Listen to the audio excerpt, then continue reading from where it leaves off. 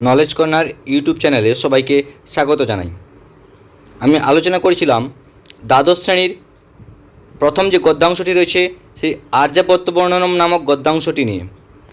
আমি এর আগে তোমাদের এই চ্যাপ্টার থেকে দুটো ভিডিও পোস্ট করেছি। একটি আর্যাবর্তের সংক্ষিপ্ত বিষয়বস্তু আলোচনা এবং আরেকটি আর্যাবর্ত বর্ণনমের টেক্সট আলোচনার প্রথম দিনের ক্লাস। সেই প্রথম দিনের ক্লাস তোমরা এই ভিডিওর ডেসক্রিপশান বক্সে লিঙ্ক পেয়ে যাবে এবং যে সংক্ষিপ্ত বিষয়বস্তু আলোচনার যে ভিডিও সেটাও এখান থেকে পেয়ে যাবে। আমি আজ আলোচনা করছি দ্বিতীয় দিনের ক্লাস। এই দ্বিতীয় দিনের ক্লাসের আগে প্রথম দিনের ক্লাসে যেটুকু অংশ আলোচনা করেছিলাম সেটি তার পুনরায় পর্যালোচনা করছি। অর্থাৎ প্রথম দিনের ক্লাসে আমরা আলোচনা করেছিলাম কি না, আর্যাবর্ত নামক একটা দেশ ছিল, যেই দেশ সমস্ত রকম ভোগ্যবস্তুর উপস্থিতিতে সৌন্দর্য বিরাজমান ছিল, সে স্বর্গের মতো উপভোগ্য ছিল। গ্রামের কবিদের রচনা যেমন নিরস মানুষের কাছে মনোহর, সেই আর্যাবর্ত দেশটাও ছিল জল এবং শস্যে পরিপূর্ণ। ভীম যেমন ছিল মহাভারতের অলঙ্কার স্বরূপ, তেমনি এই আর্যাবর্ত দেশটাও ছিল ভারতবর্ষের অলঙ্কার স্বরূপ। ব্যাকরণে অজ্ঞ লোক যেমন প্রকৃতি, নিপাত, উপসর্গ, লোপ, বর্ণবিকার এই বিষয়গুলো জানে না, তেমনি আর্যাবর্ত দেশেও বংশচ্যুতি, চুরি ডাকাতির উপদ্রব, দেবদায়, ব্রহ্মদায় প্রভৃতি নিয়মে যে অবলুপ্তি সেগুলোও দেখা যায় না। এটাই ছিল প্রথম দিনের ক্লাসের আলোচনা। আজ শুরু করছি দ্বিতীয় দিনের ক্লাসের আলোচনা। কি বলছে?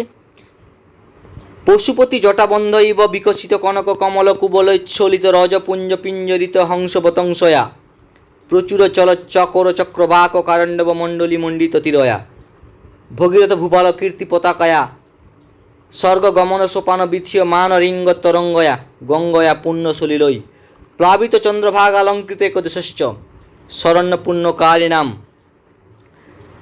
আরাম রামণীয়ক কদলী বনস্য ধাম ধর্মস্য আস্পদং সম্পদাং আশ্রয় শ্রেয়সাম আকর সাধু ব্যবহার রত্ননাম আচার্য ভবন আর্য মর্যাদা উপদেশনাম আর্যাবর্ত নাম দেশ। কি বলছে এখানে? বলছে পশুপতি জটাবন্ধ ইব, শিবের জটাজালের মতো। আমরা জানি শিব ঠাকুর অর্থাৎ যে মহাদেব, সেই মহাদেবের মাথার জটায় বা মাথায় কি রয়েছে? মহাদেবের জটায় রয়েছে স্বর্গের নদী দেবী গঙ্গা, এবং আরও রয়েছে তার জটার এক অংশে রয়েছে চন্দ্রকলা অর্থাৎ চাঁদের অর্ধচন্দ্র রয়েছে। তাহলে কি, তাহলে এখানে কেন জানবো সেই শিবের কথা? না, এটা আমি পরে বলছি, তার অংশে বাকিটা বলতে দেখছি। কি বলছে? যে পশুপতি জটাবন্ধ ইব, ইব মানে মতো, অর্থাৎ শিবের জটাজালের সঙ্গে তুলনা করা হয়েছে। কি তুলনা করা হয়েছে সেটা দেখছি। বলছে বিকশিত কনক কমল, বিকশিত মানে প্রস্ফুটিত, কনক কমল, কনক মানে সোনা আর কমল মানে পদ্ম, তাহলে প্রস্ফুটিত স্বর্ণ পদ্ম, কুবলয় নীলপদ্ম, উচ্ছলিত রজপুঞ্জ পিঞ্জরিত, উচ্ছলিত ঝরে পড়ছে রজপুঞ্জ পরাগরাশি, পিঞ্জরিত পীতবর্ণে রঞ্জিত হয়ে পড়ছে। কার উপর? হংস অবতংশয়া, হাঁসের উপর। কোথায় না, আর্যাবর্তের সরোবরের বর্ণনা দেওয়া হয়েছে, আর্যাবর্তের নদী বা জলাশয়ের বর্ণনা দেওয়া হয়েছে। বলছে কি, জলাশয়ে ফুটে রয়েছে বিকশিত কনক কমল অর্থাৎ স্বর্ণপদ্ম ফুটে রয়েছে, কুবলয় নীলপদ্ম ফুটে রয়েছে, আর সেই পদ্ম ফুলের যে পরাগ, সেই পরাগ বলছে উচ্ছলিত মানে ঝরে পড়ছে রজপুঞ্জ পরাগ রাশি, সেই পদ্ম ফুলের যে পরাগ রাশি ঝরে পড়ছে কার উপর না, সেই সরোবরে ঘূর্ণায়নমান অর্থাৎ সরোবরে চড়ে বেড়াই যে কি হাঁস, হংস, সেই হাঁসের উপর সেই পরাগ রাশি ঝরে পড়ছে। আর কেমন হয়ে যাচ্ছে না, পিঞ্জরিত পীতবর্ণে রঞ্জিত হয়ে যাচ্ছে হংস বতংশ অর্থাৎ হাঁস রূপ অলঙ্কারের দ্বারা। কি বললো তাহলে না, আর্যাবর্তের সরোবরগুলো বলছে কি না, স্বর্ণপদ্ম ও নীলপদ্ময় পরিপূর্ণ, আর সেই স্বর্ণপদ্ম ও নীলপদ্ম থেকে যে পরাগ রাশি ঝরে পড়ছে কার উপর না, সেই হাঁসের উপর। সেই এবং কেমন বর্ণ হয়ে যাচ্ছে, পীত বর্ণে রঞ্জিত হয়ে পড়ছে তার সেই সরোবরগুলো। তারপর কি বলছে, তার নদী তীর কেমন ছিল আর্যাবর্তের নদী তীর? প্রচুর চলত চকর চক্রবাক ও কারণ্ডব মণ্ডলী, প্রচুর অনেক চলত চঞ্চল চকর পাখি ছিল, চক্রবাক পাখি ছিল, কারণ্ডব মণ্ডলী অর্থাৎ সারসের মণ্ডলী মানে ঝাঁকে, মণ্ডিত তীরয়া তার তীরটা শোভিত ছিল। কার তীরটা?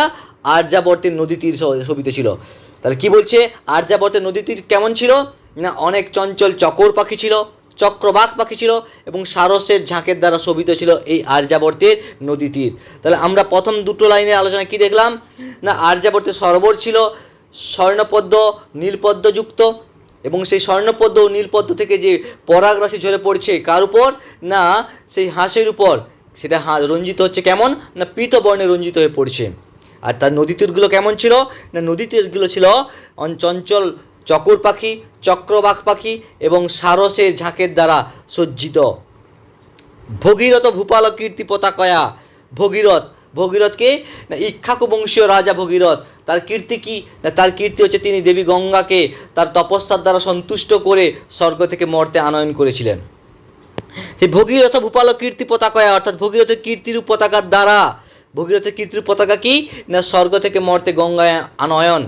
তাহলে আমরা যদি জানি গঙ্গা যদি স্বর্গ থেকে মর্তে এসেছে, তার মানে আমরা গঙ্গার প্রবাহ পথ ধরে যদি সেই সিঁড়ির ধাপের মতো প্রবাহ পথ ধরে যদি যাই, তাহলে আমরা স্বর্গে পৌঁছাতে পারবো। এটা বলতে চাইছি, কী বলছে, না ভগীরথ ভূপাল কীর্তি পতাকয়া, অর্থাৎ ভগীরথের কীর্তিরূপ পতাকার দ্বারা স্বর্গ গমন সোপান বিথীয় মান রিঙ্গ তরঙ্গয়া, অর্থাৎ স্বর্গ গমন মানে স্বর্গে যাওয়ার, সোপান বিথীয় মান অর্থাৎ সিঁড়ির ধাপের মতো, রিঙ্গ তরঙ্গয়া অর্থাৎ ঢেউয়ে ভরা, স্বর্গে যাওয়ার সিঁড়ির ধাপের মতো কার, না গঙ্গার সেই তরঙ্গতা ঢেউয়ে ভরা। বলছে কেমন, স্বর্গে যাওয়ার জন্য সিঁড়ির ধাপ, কারণ গঙ্গা উচ্চ প্রবাহ থেকে মধ্যপ্রবাহ, মধ্যপ্রবাহ থেকে নিম্ন প্রবাহ যখন বয়ে আসছে, বিভিন্ন ধাপ অতিক্রম করে গঙ্গা বয়ে আসছে, তার সেই ধাপগুলোকে তুলনা করা হয়েছে কার সঙ্গে, সিঁড়ির ধাপের সঙ্গে। অর্থাৎ বলা হয়েছে গঙ্গার সেই ধাপ ধরে ধরে যদি যাওয়া হয় তাহলে স্বর্গে পৌঁছতে পারা যাবে। তাই বলছে স্বর্গ গমন সোপান বিথীয় মান রিঙ্গ তরঙ্গয়া, অর্থাৎ স্বর্গে যাওয়ার সিঁড়ির ধাপের মতো তরঙ্গে যুক্ত কার, না গঙ্গয়া, গঙ্গার পুণ্যশলীলই পবিত্র জলে। আমরা জানি যেহেতু দেবী গঙ্গা স্বর্গের নদী, তাই গঙ্গা জলকে পবিত্র জ্ঞানে পূজা করা হয়। বলছি গঙ্গায় পুণ্যশৈলী অর্থাৎ গঙ্গার পবিত্র জলে প্লাবিত রয়েছে, কি প্লাবিত রয়েছে, ধৌত রয়েছে এই আর্যাবর্ত দেশ। চন্দ্রভাগা অলঙ্কৃত একদেশস্য, আর চন্দ্রভাগা নদীর দ্বারা অলঙ্কৃত একদেশস্য, অর্থাৎ এক অংশ বা এক দেশ অলঙ্কৃত রয়েছে। আমি প্রথম দিনে আলোচনায় তোমাদের বলেছিলাম, প্রথম যে সংক্ষিপ্ত বিষয়বস্তু আলোচনার ক্লাসে বলছিলাম যে এই আর্যাবর্ত দেশে দুটো নদী রয়েছে, একটা প্রধান নদী গঙ্গা আর এক অংশে রয়েছে কি চন্দ্রভাগা নদী। এবার দেখো আমি বলছিলাম কি পশুপতি জটাবন্ধ ইব, অর্থাৎ শিবের জটাজালের মতো, কি না শিবের জটাজালকে যেমন পবিত্র করেছে গঙ্গার জল, তেমনি এই আর্যাবর্ত দেশকেও পবিত্র করেছে কে, না গঙ্গার পবিত্র জল। গঙ্গার এই পবিত্র জল আর্যাবর্ত দেশকে পবিত্র করেছে। আর কি বলছে, না শিবের জটাজলের এক অংশে যেমন রয়েছে চন্দ্রকলা বা চাঁদ, তেমনি এই আর্যাবর্ত দেশেও রয়েছে চন্দ্রভাগা নদী, তার এক অংশ দিয়ে বয়ে গেছে। তাহলে বোঝা গেল যে তাহলে পশুপতি জটাবন্ধ ইবর দ্বারা এটা বোঝানো হয়েছে, অর্থাৎ শিবের জটাজাল যেমন গঙ্গার জলপ্রবাহ দ্বারা ধৌত পবিত্র এবং তার এক অংশে যেমন চন্দ্রকলা রয়েছে, তেমনি এই আর্যাবর্ত দেশেও গঙ্গার পূর্ণ জলের দ্বারা প্লাবিত এবং তারও এক অংশে চন্দ্রভাগা, যার বর্তমান নাম চেনাব, সেই চেনাব নদী দ্বারা অলঙ্কৃত। তারপর কি বলছে, শরণ্য পুণ্যকারী নাম, শরণ দেয় বা আশ্রয় দেয় কাদের, না পূর্ণকারী নাম, যারা পুণ্যকামী ব্যক্তি, পুণ্যকারী ব্যক্তি তাদের আশ্রয় দেয়, কে দেয়, না এই আর্যাবর্ত। তাহলে আর্যাবর্ত দেয় কাদের, না শরণ্য পুণ্যকারী নাম, অর্থাৎ পুণ্যকারী ব্যক্তিদের আশ্রয় দেয়। আরাম ও রামনীয়ক কদলী বনস্য, আরাম মানে বাগান, কেমন, রামনীয়ক সুন্দর, কিসের বাগান, কদলী বনস্য অর্থাৎ কলার বাগান, সুন্দর কলার বাগান দিয়ে ঘেরা এই আর্যাবর্ত দেশ। ধাম ও ধর্মস্য, ধাম মানে পুণ্যক্ষেত্র, কিসের পুণ্যক্ষেত্র, ধর্মস্য ধর্মের পুণ্যক্ষেত্র। আস্পদং সম্পদাম, আস্পদং মানে স্থান, কেমন স্থান, না সম্পদের স্থান। আশ্রয় শ্রেয়সাম, আশ্রয় কেমন, না শ্রেয়সান শ্রেয় অর্থাৎ কল্যাণমূলক কাজের আশ্রয় এই আর্যাবর্ত। আকর সাধু ব্যবহার রত্নানাম, আকর মানে খনি, অর্থাৎ যেখানে প্রচুর পরিমাণে কোনো কিছু জিনিস পাওয়া যায় সেটাকে বলা হয় খনি। আর এখানে খনি, কিসের খনি আর্যাবর্ত, সাধু ব্যবহার রত্নানাম অর্থাৎ সৎ ব্যবহার রূপ রত্নের খনি। আচার্য ভবন, আচার্যের গৃহে রয়েছে, কেমন, না আর্য মর্যাদা উপদেশে নাম, যেখানে আর্য মর্যাদা উপদেশ সম্পন্ন সে আচার্যের গৃহে রয়েছে, কোথায়, আর্যাবর্ত নাম দেশ, অর্থাৎ আর্যাবর্ত নামক একটা দেশ রয়েছে।